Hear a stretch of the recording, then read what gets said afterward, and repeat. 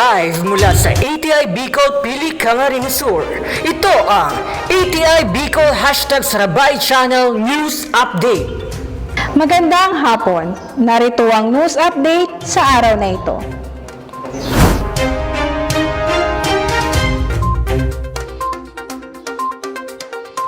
Online training sa Gender and Development UGAD nakapagtala ng 87 participants. Live na makakasama natin John Kenneth Hilario ng ATI Bicol. Marami ang gustong matuto tungkol sa usaping Gender and Development UGAD. Sa katunayan, 87 ang agad nagparehistro bilang kalahok ng kauna-unahang social technology training ng ATI Bicol tungkol sa Gender and Development. Ang distance training on gender development ay sinimulang isagawa ng ATI Bicol ngayong linggo. Ito ay tinatalakay sa #Sarabay Channel ng ATI Bicol mula Hunyo 1 hanggang Hunyo 5 mula alas 9 ng umaga hanggang alas 12 ng tanghali. Sa unang araw pa lamang ng pag-ere nito sa #Sarabay Channel, nakapagtala ang pagsasanay ng 2,000 viewers at 957 stayers. Ang iba ay hindi umabot sa pre-training registration.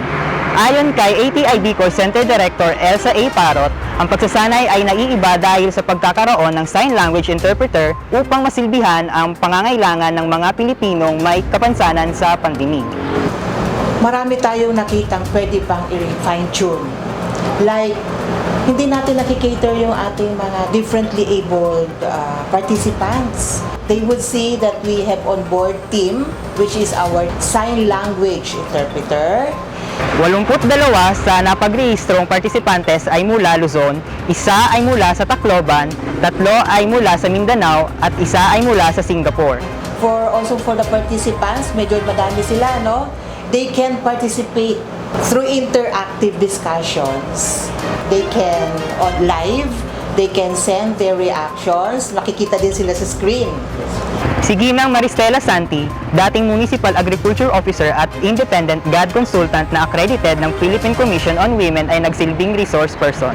Balik sa iyo, Nida. Kenneth, base sa training handbook o textbook na ibinigay, ano-ano ang mga nakapaloob sa GAD training na ito?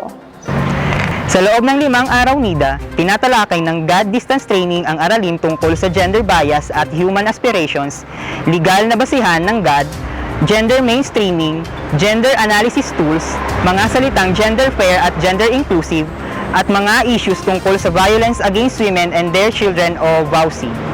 Kung pagbabasehan ang pagbibigay ng impormasyon sa mga gustong matuto tungkol sa GAD, ang halaga ng distance training ng ATI Bicol Sarabay Channel ay tunay na napapanahon.